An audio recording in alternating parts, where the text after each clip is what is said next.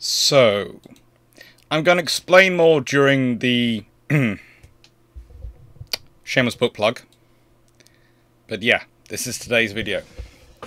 And I'm re-recording it, well, attempting to record it for about the seventh time this week. Death from Above.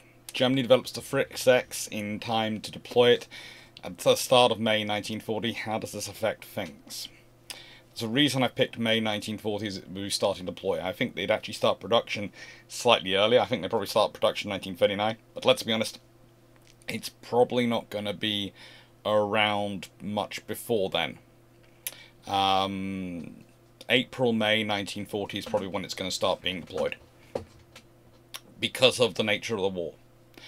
But there's actually a lot of things to discuss about this, and for that reason I won't be going much past the Operations Invasion in France, because things are going to change that much, and I'm going to explain why. Now, I'm also going to apologise. This video will probably not be as long as I normally would try and make it. It is condensed, but that's because of the fact that I said I'll be explaining some stuff during the Shameless book plug. So let's consider the historic timeline of the Fritz X. It's developed between 1938 and to 1943. It is one of their pre-war ideas. So it doesn't come from nowhere. It isn't a wartime emergency development, oh, let's have a good idea. No. There was a lot of thinking already going into these sort of ideas earlier. So actually, canting it earlier is not that much of a problem, but there are some things which will have to be paired off for it. In service 1943 to 4, there were 1,400 built overall. The main limiting factor on them being built was supplies of chromium, supplies of certain types and grades of material. They are items which are incredibly powerful, but they require a lot of very, very rare materials and difficult to get hold of materials for this time period, which is one of the reasons why, as useful as they are, they can never deploy them in the numbers they really need to be absolutely devastating. They also have some limitations imposed by the systems available.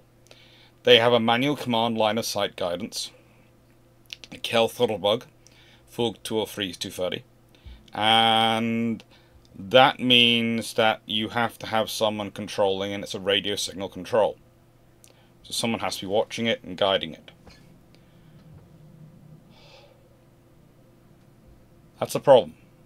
That is a problem. That means it's useful because there's an operational range of roughly 5 kilometers, which is good, but that means also you're going to be in the envelope of certain things. And I'm going to explain this as we go through, but if you prioritize this earlier, there is actually a problem. It could sound like a war-winning weapon earlier on, if it's developed earlier on, but honestly, and this is one of the things I like about alternate history, is once you start to look at, well, hang on, this weapon theoretically is a war-winning weapon, but actually if it comes about earlier, because of the changes it made, it can actually make things worse for the Germans. Pardon me. Maximum speed, 343 meters per second. So it covers the 5 kilometers pretty darn quickly. Mass, roughly 1.5 tons. 1.6 tons, I suppose, actually. But the actual warhead weight is only 320 kilograms. Now, that can be very powerful because you can place that pretty much for 1940s tech exactly where you want to place it. So that's why it's so devastating to ships. You can place it exactly on a spot which is going to be a weak spot, and you will know where there's going to be a weak spot. Because, let's be honest, ship design is universal. There are obvious points which are going to be weak spots. There is going to be more armor around areas to do with engines, to do with magazines. But if you come through above the deck, on the top of the deck, when it's some of the thinner areas, which have less armor, you can penetrate deep into the hull and cause all sorts of problems down there. An explosion going off in a bad spot can cause all sorts of issues, as you can see here. The Fritz X, therefore, is a powerful and scary weapon when it gets into service, and when it does come into service, it isn't, though, unexpected. It had been known they were developing similar weapons like this. There was similar research going on in Allied nations. There was a lot of work going into looking into countering it, and One of the reasons, again, why the Fritz X has some successes but doesn't really turn into the devastating weapon you might expect it to be, is because of the countering that goes into it. It's a manual command line of sight system. That requires command line of sight.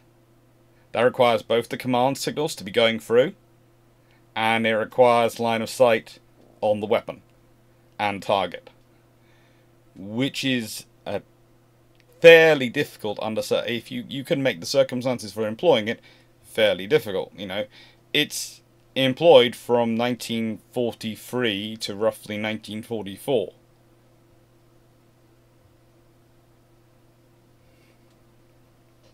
They have 1,400 built in that time, but they start building them in about 1942, and they keep building them until almost into 1945. So it works out a little bit different than 700 a year, but it could have been more. Now, shameless plug. As some of you will know if you watch my other video on this channel, I currently have pneumonia in both lungs. And this means I can't talk for a long time without coughing, and I'm on a lot of drugs. In fact, whilst it has gone down a bit, I am not really at full performance. So this is why I'm not doing a live. It's really interesting to me how absolutely annoying it has been to me not be able to record the videos.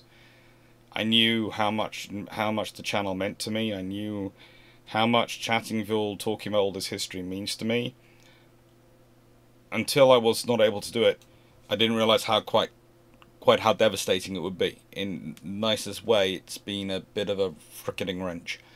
Talking with you all, talking through history, discussing sometimes alternate history, but also a lot of regular history really does help. And really does help me both work out some of the ideas for books and other research I'm doing, but also there are very few opportunities in life where you can make a living, where you can support yourself in terms of your research and work by sharing your love and passion for something. Thanks to all you, thanks to your support, supporting the channel, buying stuff from the store, buying my book, I'm able to do that. And it's really annoying when I feel I'm letting you down by not being able to do the videos. But this, I'm re-recording on the Sunday because I'm better than I have been for the previous week. And the drugs have taken the most effect. And I'm hoping to get slightly more done next week. But it might still be a case of the Patreon premieres go out. Might not be alive until, well, the week after, and that's the week I'm supposed to be moving. Thank you for your support. Thank you for your kindness. I'm going to do the best I can to do as many videos as I can, and well, thank you. I'm supposed to be moving in about the second week of August, and backwards and forwards between here during that time. So I've got to concentrate on making sure I'm fit for that, because I'm supposed to be driving my mum's car down first, and then driving my car down. Literally, the plan is for me to drive them down, and then get the train back up here, make sure up here is on the market and sorted out, and then drive my car down. So that's going to be fun. Hopefully I'm going to be fitter in time. But thank you. Thank you for all your kind words. Thank you for all your support. Thank you for everything everyone's been doing. And according to the fluffy research assistants, I've got to make sure I have my new bed for the new house. It's got to be a double bed because, they prefer sleeping on a human bed than sleeping on the floor. I'm not sure where I'm going to end up sleeping, but they've decided they want me to have a double bed. And a sofa in my office. For them. Not for human usage, it's entirely for them, apparently. But they're fluffy research assistants, is what you expect. So, here's the alternate timeline. And this is where things start to get interesting. This time we've got it developed from 1934, so we counted it back, and it's comes in developed until 1939. It starts to come into service during 1939. Now it's going to be slowly worked up and slowly built in service. That's the thing. So if you want it in proper service by May 1940, you've got to have it entering service probably November, December 1939. To actually be worked up, because it takes time to train units in how to use it. It takes time to set up the logistic lines which flow it out. It takes time to get the maintainers in service. So that's the reality. I've left everything else the same. I've put an average construction of around 300 a year. They will probably have more to begin with, but then there's going to be problems of supply line. They have several dips in their logistics and their construction because of the realities of war and the impact on their machinery and supplies. The Germans certainly do try their best, and they certainly do try and get the funding and things which are going to actually change the war, but Germany, for all its occasional forays into sea power, is fundamentally a landlocked continental power. In any war in the scenario that involves Britain. Even when it gets France virtually under control and Italy as an ally, that doesn't help it. It's still not able to do the international trade it needs to do. And if we only have to consider the relations with Japan and how difficult the supplies were going back and forth between them, it was my submarine. Long-range submarine. And again, that's difficult to do. And the British did their very best to make it as difficult as they possibly could. They truly did. So I've left everything else the same. Everything else the same. And that starts to come into when we start to think about the rules of this alternate history. If I'm not changing the world, I'm just saying, right then, they are putting money into developing this, then that means that something else will probably drop. Now, that actually caused me an interesting thing to think about, because when we're talking about precision weapons, what the precision weapons replace? They replace dive bombers. Dive bombers were the World War I version of the precision bombing system, which were refined and reached a peak about 1940. But after that, everyone starts to work on precision-guided systems. Because, frankly, it's very dangerous for a dive bomber. You're coming in straight over the target, you have to get very close, you have to get very much into the envelope of enemy fighters, enemy AA guns, enemy heavy, light, medium AA guns. You've got to go through all of it, and the ship is going to be maneuvering. This is just not good. So actually, developing precision-guided weapons of the sort you could get in the 1940s, and I realise I'm using PGW here to cover it, but honestly, it's not like we would understand. We would be rating precision-guided weapons today. We're talking about something which is a circle of meters, not centimeters, in terms of its attack focus potential. But still, it's fairly good. Now, if you change something, there are going to be lots of changes. That's the reason I've cut it off when I have done about after the invasion of France. Because honestly, history's going to change dramatically. History really will change. Because if we're starting back this early, we're making changes in German development from 1934 onwards, then there's a lot of other calculations which are going to change.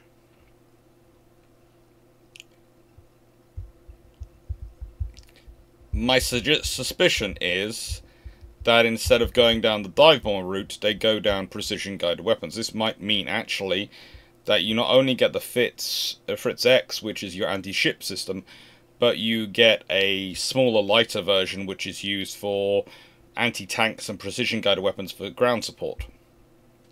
And you could probably do that. One of the problems with the Fritz X is it is quite a big anti-ship weapon, and you're guiding in quite a large warhead.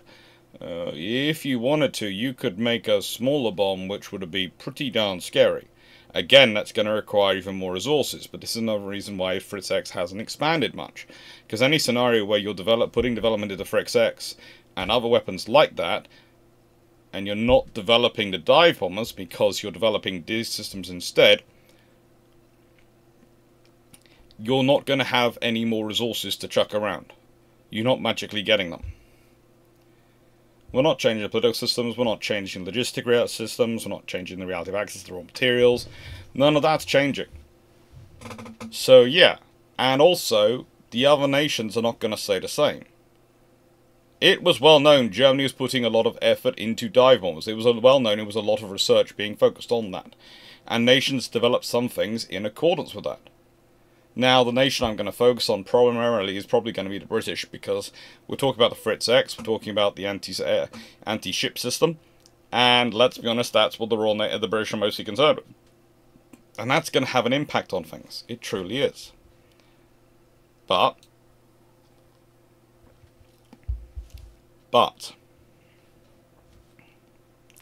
there is still a problem in that some of the assessments, therefore, the British do, and some of the systems the British actually work on, actually might do better in this scenario than they did the historic dive bomber scenario. That's where it becomes really cute with alternate history, when you start looking through these things and start working the realities. So what are the avenues for countering a Fritz X style system? What's overwhelming anti-aircraft fire, fighter interception before they get to the launch point, and jamming. Those are the three options. That becomes an interesting point, especially when you consider the development of the Blackburn Skewer and other aircraft like that. The Royal Navy are building a fleet in 1939 based on the intelligence they've been receiving during the 1930s and what their assessment of future war is going to be fought like.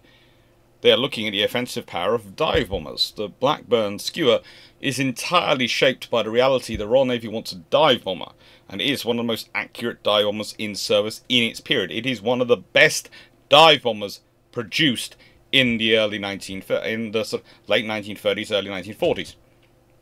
It's a terrible fighter, though. It's actually not as bad as the Stuka as the fighter, but it is really not a good fighter. But they have to get it through the Air Ministry, because the Air Ministry is so anti-light bombers or dive bombers, as they're called, because of their being monopolized. I always draw a separation between the Air Ministry and the Air Force. The Air Force is quite a big collection of different people, but the trouble is the Air Ministry got captured by one faction within the Air Force. So they're actually bad for the rest of the Air Force as well. Air Ministry got captured by the strategic heavy bombing doctrine aficionados, obsessives. And so they really didn't like this. So the Navy, to get a dive bomber, had to call it a fighter, and had to develop it as a fighter dive bomber. But it was more a dive bomber fighter. It's a DBF. It's dive bomber fighter, I would say tertiary in design evaluations. And that's how it should be considered. And don't get me started on Blackburn Rock. But now things would change. Things would be different under this scenario. They truly would be. Because you have a different response going on. The British will probably get a fairly accurate intelligence, at least a significant heads up of what is likely coming. They won't necessarily have full details, but they had a lot of ideas about German weapon systems, and one of the really interesting things is you've got this Vickers K gun, this quad machine gun mount, which was supposed to be an anti-dive bomber weapon. That was the idea. It would deal with dive bombers when they're coming at close range and give you a high volume fire at close range to deal with dive bombers. That's one of the reasons why they have it in service and why they fit it. But that's not going to be the case now. So Henderson will probably have it across his desk in 1935-1936. Henderson is the third Sea Lord in charge of the Royal Navy's procurement and construction. And so this means it will affect ship designs from then on. Now, if we consider, what are ships' options for protecting themselves? Well, if they can destroy the controlling aircraft or throw it off, then they are better. Now, then they are going to have an advantage. Now, the 4.5-inch gun, the 4.7-inch gun, and the 5.25-inch gun all have the range to deal with controlling aircraft. If we go back and consider the operational range of of the weapon we're talking about, it's got a 5-kilometer range. That's 5,000 meters.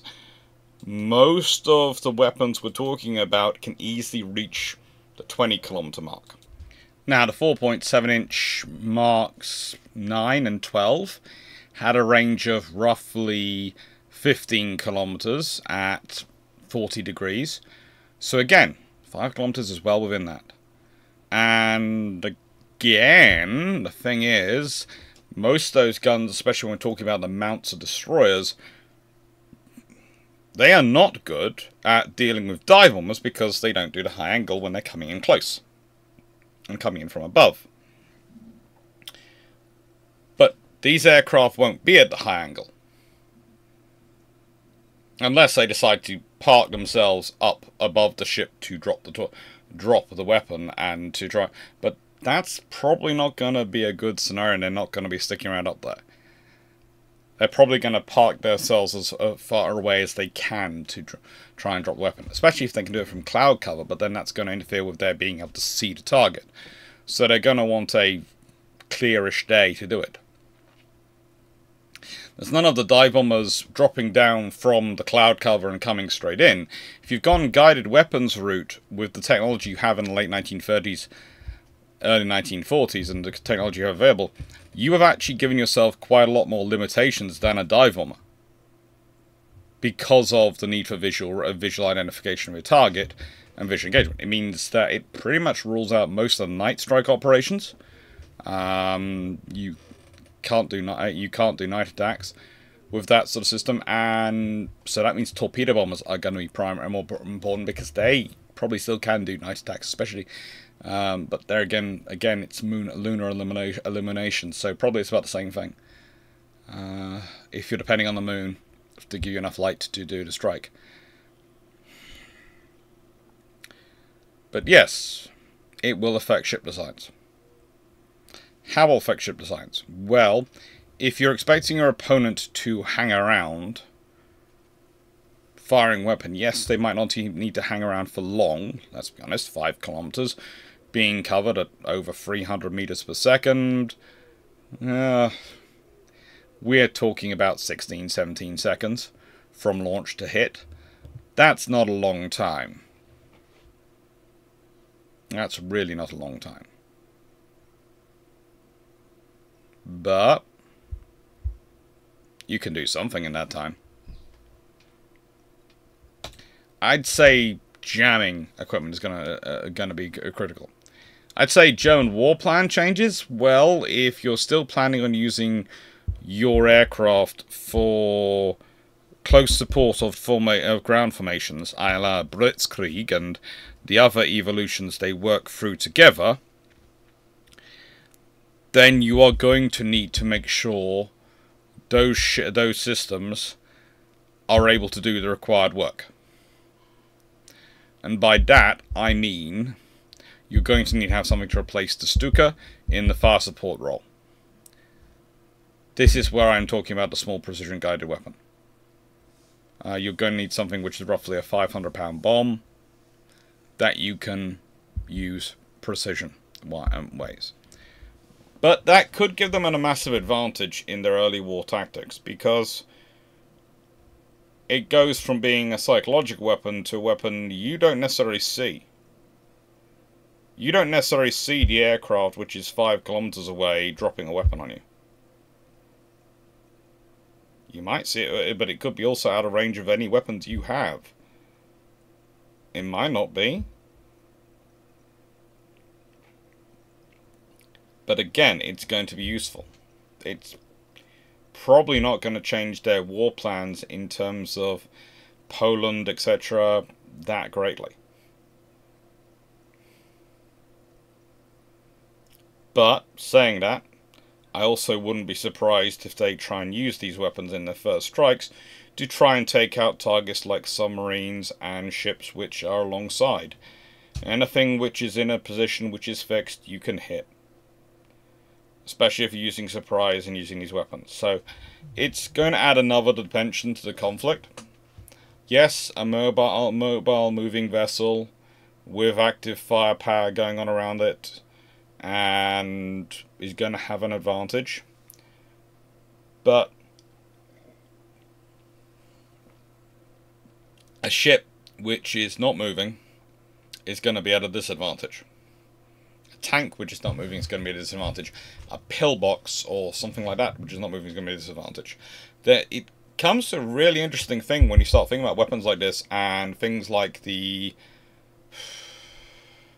all the defensive lines built by various powers. The Maginot Line especially springs to mind. If you're using weapons like this early in the war, there is a possibility you could slam every single one of the fort's guns on a certain area and actually push your way through the Maginot Line. That could change the entire attack formation, because instead of having to go through the Ardennes, you could push straight through from the Ruhr sort of scenario. But that's going to depend on how accurate and how trustworthy you feel the weapons are. And that's, of course, France, not Poland. So what's the initial war response? Well, they won't have much of an impact. They'll probably start being noticed during April in 1940 in Norway. But this is going to be an interesting scenario, because here's the thing. We often critique the high-angle control system, and to an extent the fuse-keeping clock Mark II, although that was better than the hack system, of not being sufficiently capable of dealing with dive bombers early in the war.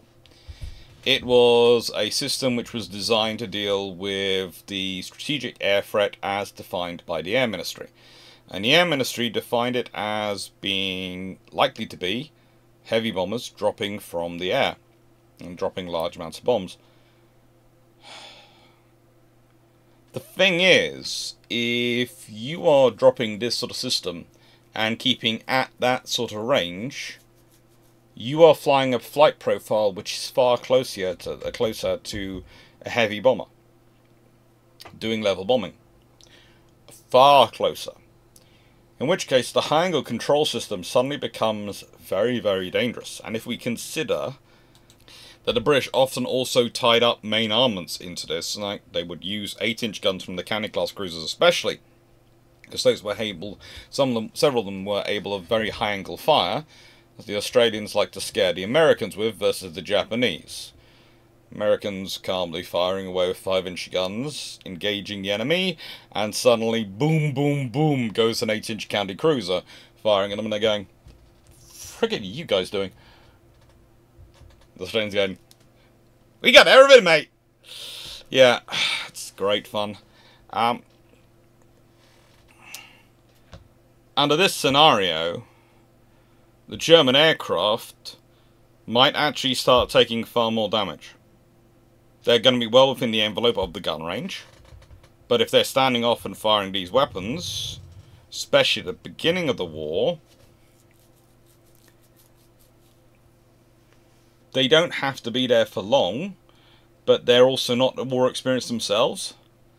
So how are they going to get into this? Are they going to get into this with the thought immediately of, okay, we launch, we dive away? Or are they going to be thinking, no, we launch and we follow doctrine to stay stable in position so we can maintain the best line of sight and target and aim it? What do you think?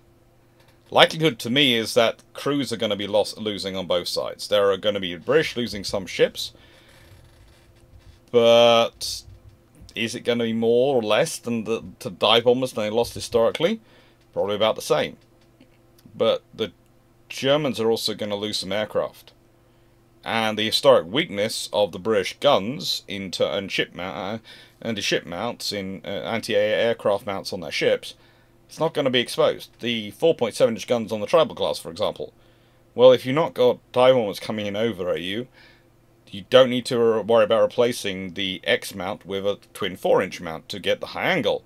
Because yeah, the enemy are going to be a bit of a way, but you probably don't need to do anything to that mount to deal with that kind of target. You might need to do something, but you might be more of a case of working on the mounts and going, instead of replacing one with one pair of 4.7s with a 4-inch, it might be a case of, let's cant the mounts a bit so they can go up another 5 degrees. you can probably modify without too much effort. You can probably modify the mounts to achieve an extra 5 degrees of angle of fire, and that's going to give you more than enough cover to deal with those aircraft standing off a few kilometers away, firing you. And yes, they might be going to be sitting there for 20 seconds, but that's their time of launching to hitting. But they have to get there, get in a position, acquire target, and launch. And they have to be pointing in your direction, because again, whilst this is a line of sight weapon, has to be lobbed in the right direction first and then guided in. So actually, the high angle control system and the British air defence systems could be far better. I would imagine the quad machine guns will not have been fitted, but the pom-pom with tracer, if we consider that, well, its maximum effective firing range is roughly 6 kilometers, and its effective firing range is 4 kilometers. Now, again, the Bofors 40mm has an advantage, having a maximum firing range of a little over 7 kilometers and an effective firing range of roughly 4.5 at that time period. We're talking about the L60 here. But the thing is, it doesn't really matter. If you're firing tracer at that range with the volume of fire that pom-poms and Bofors can put out, that's probably going to cause trouble for pilots, especially if they're trying to do this en masse. Again, though, it's going to be highly dangerous. The Germans are probably going to be selecting the best target they can get, which means they're going to be focusing in on capital ships and carriers. Again, one of the things that happens with dive bombers is that once they're into combat, they go from the peacetime exercises where the British had found they focused in on the capital ships and the carriers because that was the big prize, to focusing on whatever ship they could get, which is what caused the trouble for the British with the guns. Under this scenario, the enemy would probably still be focusing in on the capital ships and the carriers. Now, the Fritz X is actually powerful enough that it's going to cause trouble even for an armoured carrier.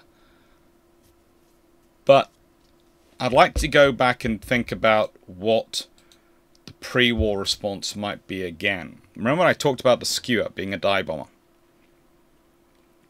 The thing is, if the Germans are focusing in on precision-guided weapons, the moment the British learn the Germans do, which is about, historically, it's about, within about 6 months, the British have an idea, understanding of what that they are working on as a program. The British immediately start developing their own program.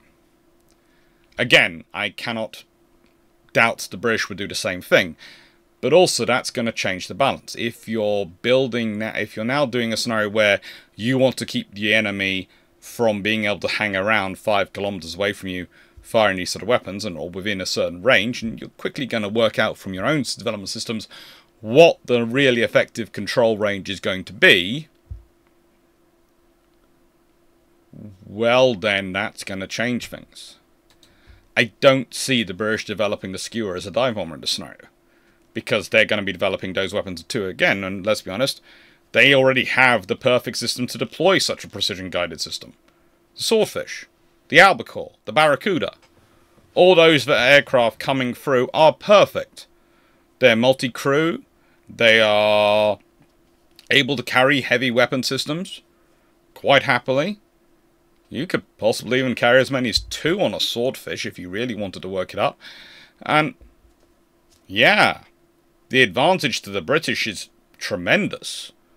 Imagine Taranto with the Royal Navy having some precision-guided weapons as well as torpedoes. Just think of the damage they do. And the thing is, if the Germans push down this route, the British are going to know about it, so are probably the French, because let's be honest, the German nation, the only thing that leaked more than it was, I don't know, probably the British monarchy at the time.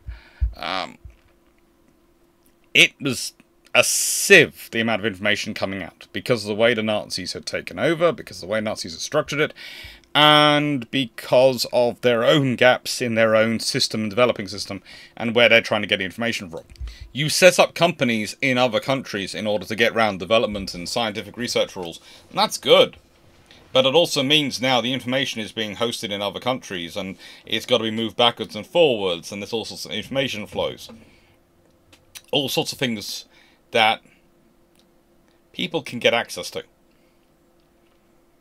So the thing is, the Blackburn skewer is probably not developed as a dive bomber. It's probably developed as a fighter at this point. Specifically, an interception aircraft that can keep aircraft from hanging around. So it might be, rather than putting the money into developing this first, the emphasis might go on to things like the Supermarine Seafire project, the sort of gull wing sort of design, based on a sort of similar Spitfire style hull. I've talked about it before. There's also Blackburn themselves might produce a fighter. There are lots of options for where a fighter might come from. But the odds are the Royal Navy is emphasising developing a fighter more than a dive bomber, which is going to have an impact on things. We also have to remember that one of the biggest users of Stukas in the Mediterranean are the Italians. Now, if the Germans again have gone down this route, the Italians themselves might go down that route, or they might develop their own dive bomber. Either way, it's going to change quite a lot of history, and this is one of the reasons why I am calling a break to this when I do. So my theory is that whatever is the other aircraft in service, that entered service about same time as the Blackburn skewer did historically, is going to be a fighter, not a fighter dive bomber, or rather a dive bomber fighter. It's going to be a very different aircraft from that which was historically developed, because you're replacing the dive bomber capability with a precision-guided weapon, and you already have the torpedo spotter reconnaissance, which can do bombing roll and all sorts of things, as your general-purpose, made-of-all-work strike aircraft. You don't need another aircraft to fulfill that role as much. You can do dive bombing with the Swordfish, you can do dive bombing, but that's a secondary capability. Same with the Barracuda. So, yeah, the initial war response is going to be interesting.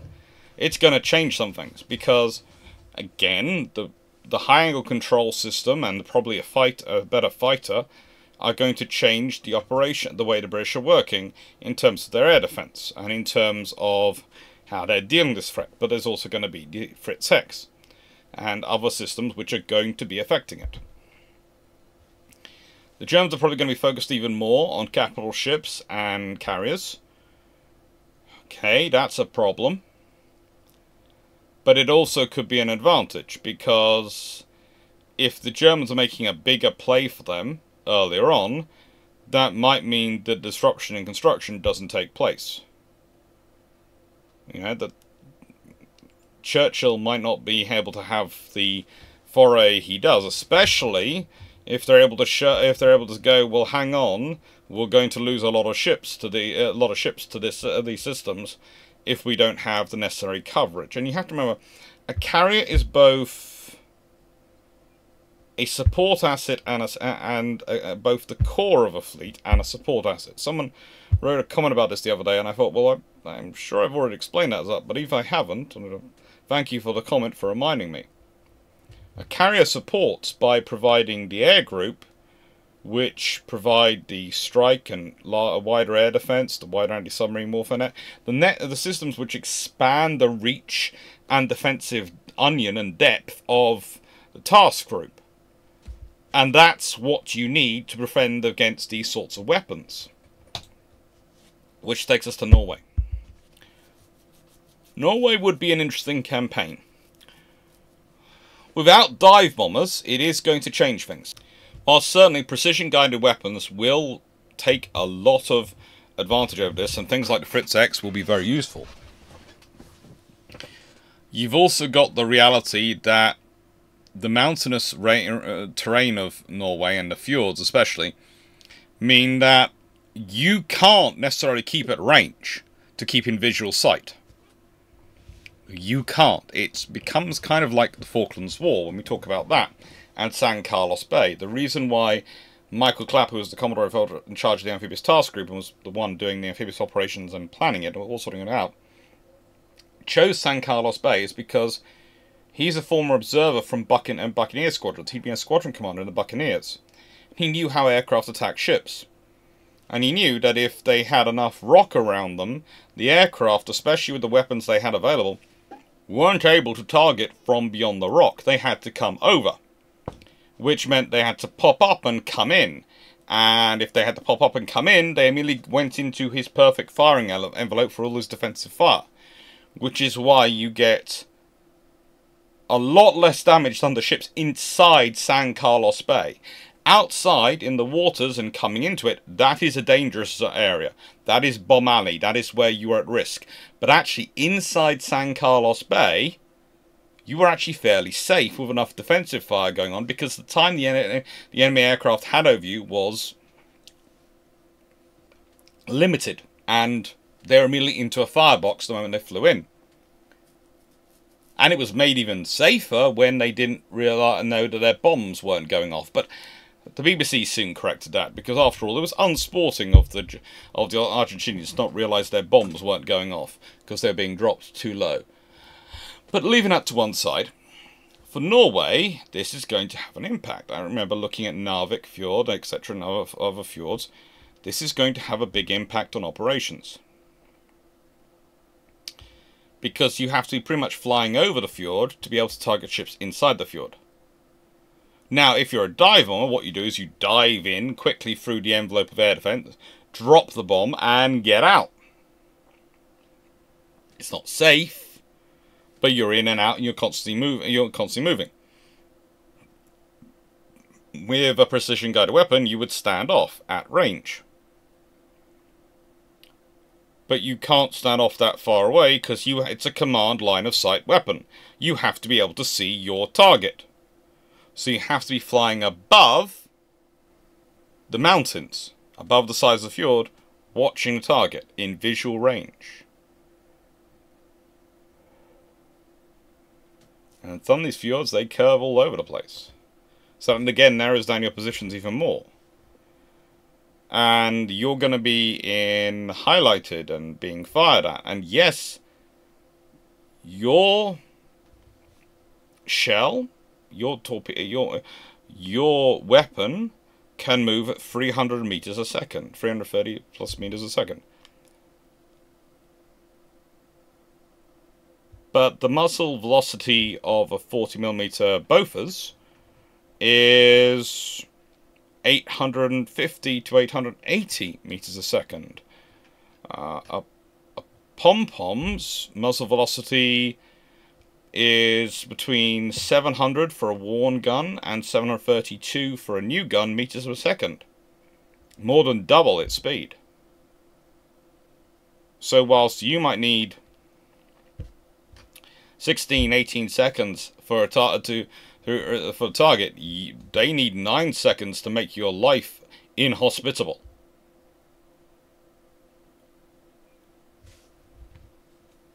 Maybe less.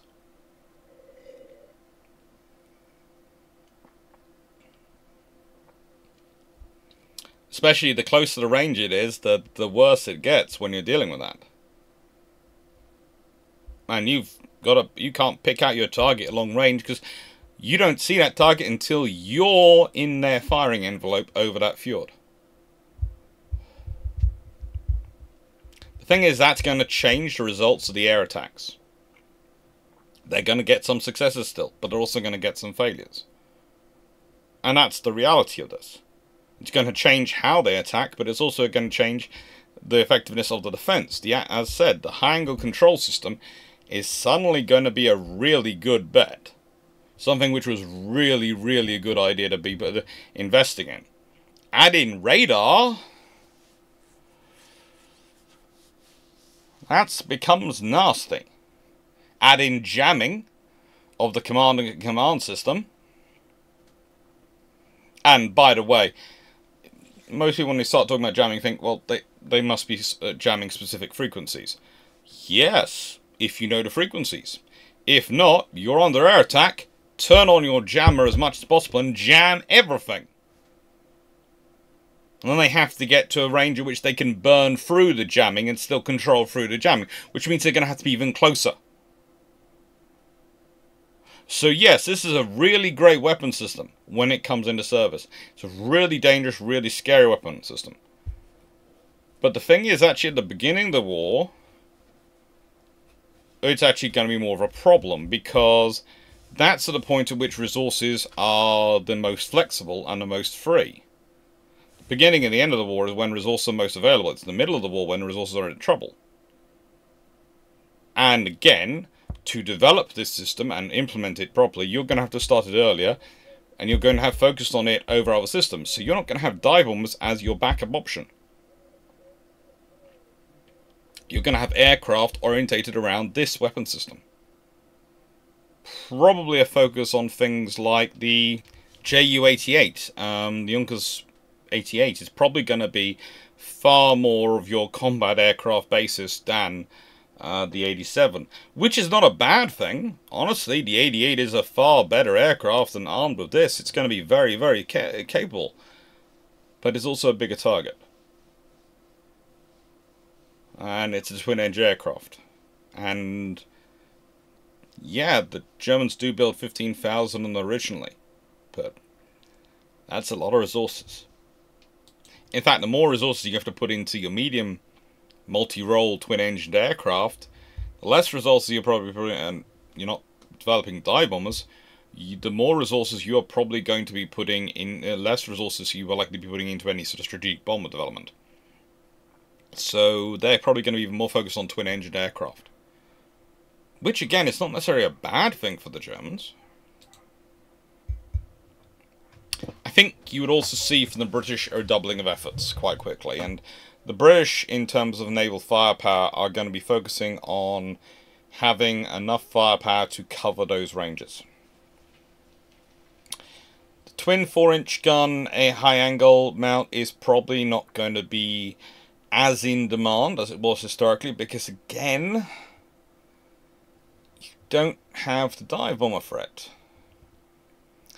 But interesting enough, that could mean that either more development goes into the twin 4.7-inch,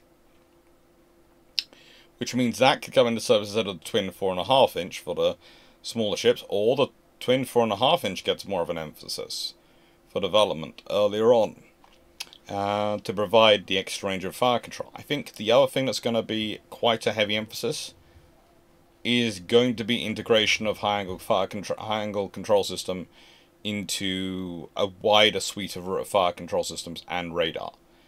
It's a good system for what it's designed to do, and the thing is, this threat profile is far closer to what it was designed to deal with than historically.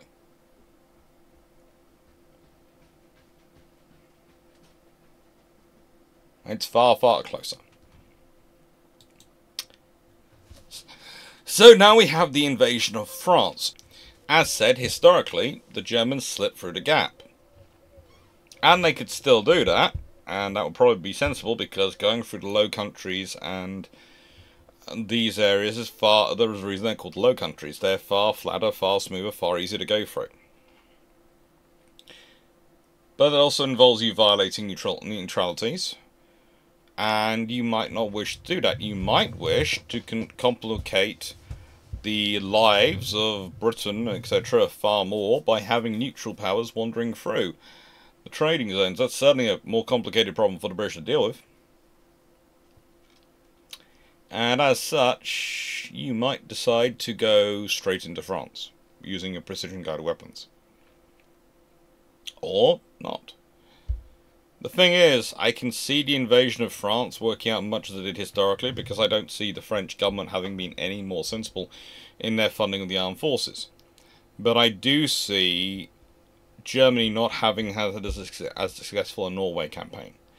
Without the air power that was involved in supporting especially the attacks into northern Norway and central Norway, they might well not, if those have not been successful because of the systems they're running,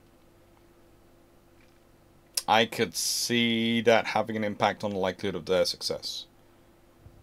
I could also see not having a successful Norway taking some of the wind out of their sails a bit. Doesn't really detract from their forces and their capability, but they might try and reinforce failure. This is Hitler we're talking about. He does have a habit of reinforcing failure, and he might do that at the expense of the invasion forces for France. If he does, that's going to cause trouble. But he might not. You never know. He might be sensible. There's always a chance. I think the invasion of France, though, would go pretty much as it has gone. And did historically, because I don't see it changing the French. But it will have changed some of the procurement decisions of the British. And this is the point at which the war starts to really build up and accumulate. This is when those decisions start to have a long-term impact on the course of the war. Because, you see, you have a wider impact. You also have German-Japanese relations and information sharing. And the Japanese were always looking for weapons which could offset their disadvantage in numbers.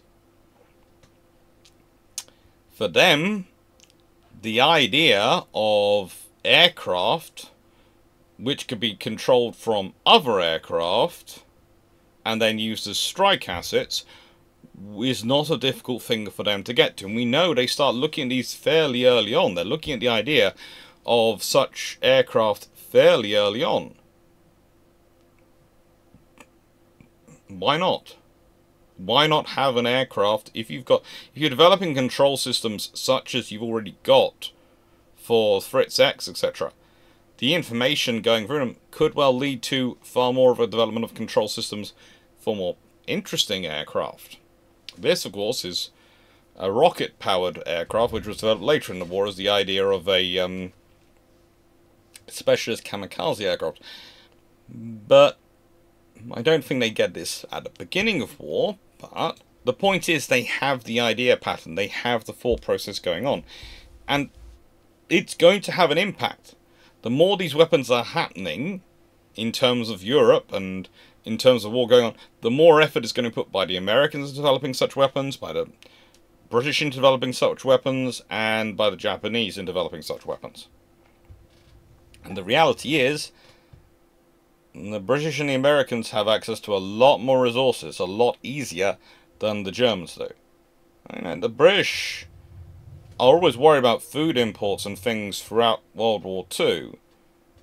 But look at their shortages they have of rare materials, etc. they need for production. That's almost never a problem. They are never sitting there going, oh, we don't have enough chromium for engines, so we have to accept engines which are not going to be as viable and are going to be more difficult to maintain and break down more often. They are never worrying about those sorts of things because they have access to the wider empire. But here is the thing. If the British have also been developing such weapons, and the British systems, they worked on things like the Lynx, if you've ever seen that, that's the RAE, Royal Aircraft Establishment, trying to develop a long-range guided gun with Lynx engine, was what it was called. And it had been started work on in September 1925. The idea was a monoplane with an Armstrong-Sigley Lynx 4 engine, top speed of 200 miles per hour, and it's developed by Professor Archibald Lowe, and it was intended to be used to attack targets. And they have the first launch in 1927 from HMS Stronghold, an S-class destroyer.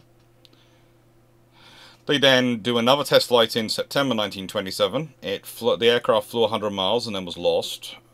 They'd done a test in 112 miles flew 112 miles in October 1997 and hit 5 miles from a target. They did more tests in 1928 and they'd done more tests in 1929.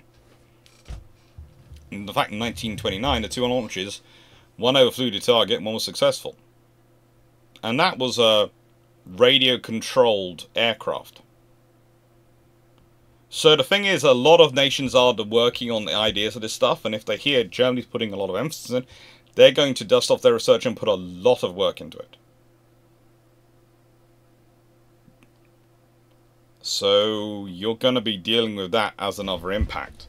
This is the point, is, yeah, okay, so what happens if the British have pushed their own research forward forward in that period as well? And if we go back to all of this, Henderson probably hears in 1935-36. If it's going across his desk, it'll be going across other people's desks in that period. The Germans are developing this sort of system. Oh, is that new coming system? What do they know that we don't? We'd better work on developing our own. So you start funding it. And the British have a huge huge defence industry, a huge production industry for that. Started off earlier, the British are going to develop the similar things. And with their work on things like the Lynx, that's Larynx, that could well mean that by World War II, the British have something which is effectively a 200-mile range strike cruise missile for its period.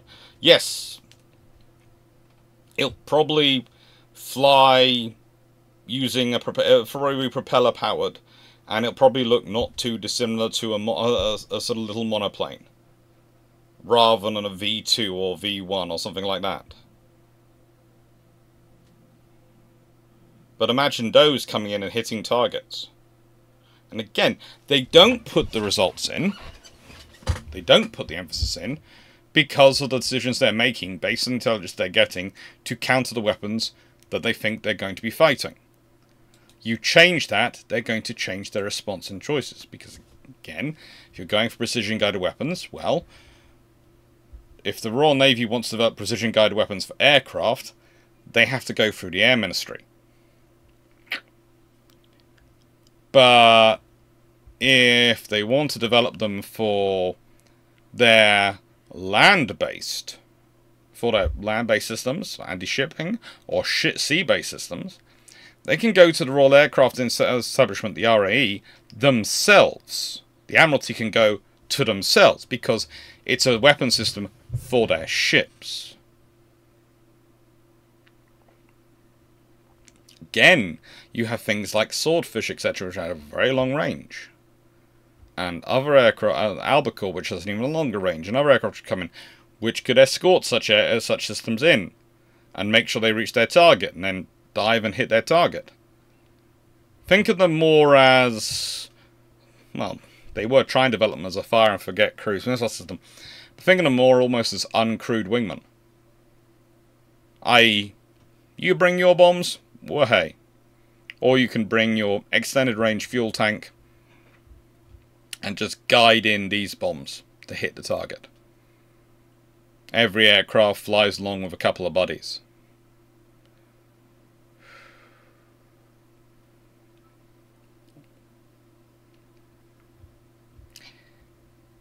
So that's the reality we're talking about.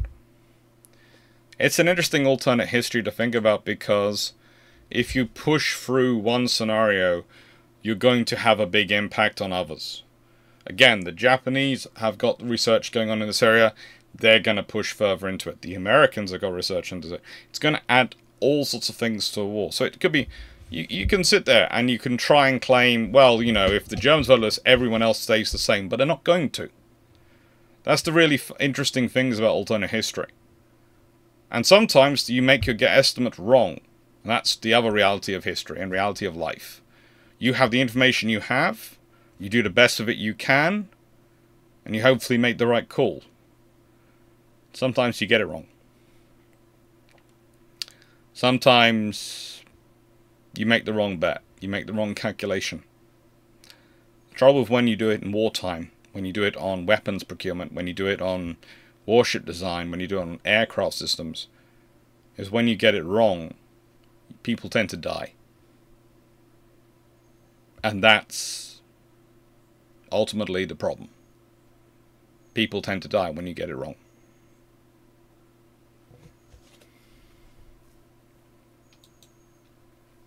So, I always finish these videos off with a question, and I'm not going to change this now. Again, I apologise. This would probably be... Well, I'd originally planned it to be roughly a 2-hour video, and it's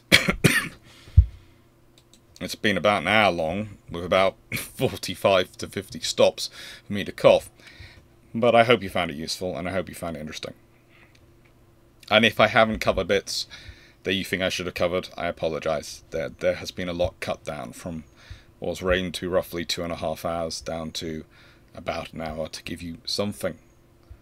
To try and repay you for the kind words of support and to try and say thank you. Now, whilst this has gone live, also should have gone live the patron vote on my Patreon. Thank you again for everyone's support on that. And right, so today's question, because I always finish with a question. And hopefully it hasn't been disjointed by the coughing. Sometimes I do lose track after the coughing. I do apologise for that one. Today's question. I want you to think about the Lynx. The long-range gun with Lynx engine. I do love that phrase. I do love... That's what I was talking about. And... think about this. What happens if they do develop those? They're trying to fire them from destroyers. They want to give destroyers a really long-range gun. A 200 mile per hour, roughly, system. Imagine they have such a thing working in World War II. What do you think is going to happen with that? How do you think the British would use it? How do you think others would respond to use it? What do you think others would develop to counter, to try and use with it, to try and use against it? Again, knowing the British, it's going to be used in night strikes. It's going to be used as a night attack weapon, because that's what the British are obsessed with, and that fits with it. But again, think about Taranto with, I don't know, 30 or 40 of those popping in, as well as the swordfish. What do you think is going to happen? And the one thing I can say is that Taranto would happen. I'm not saying it's a fixed point in time. I'm saying it's such a wedded to British plan for how to deal with the Italians that at some point, if the Italian fleet are in Taranto harbour, and that's their main base operations, the British are going to hit it hard with aviation. That is such a cornerstone of British strategy and thinking that to get them out of that kind of idea, you would have to get rid of the entire naval aviation arm of the Royal Navy. And the entire concept of aviation from the British forces. And even then, they probably would try and do it with their battleships. Thank you very much for watching. Hope you enjoyed. Right then. 801 Squadron hasn't come out. And USS Ranger and Wasp haven't come out. They're going to be... What I'm going to do is they're going to be Wednesday videos. All the videos which I haven't done over the last couple of weeks, they're going to be turned into Wednesday videos as time goes on. I'm going to hope to record this week the Japanese World War II Carrier Naval Aviation Doctrine. And I'm going to hope to record the Thursday video. Maybe I'll even be able to do a live next Sunday. That'd be nice. But I am sorry. I'm sorry I haven't been able to deliver on the lives I normally do. I'm sorry the shorts have stopped off because of me being just too tired. I'm really not myself at the moment. I do apologise for that. I will try and be better soon. Thank you very much for watching. I hope you enjoyed and I hope you found it interesting. And once again, apologies for it being a lot shorter than it was supposed to be. Thank you and take care.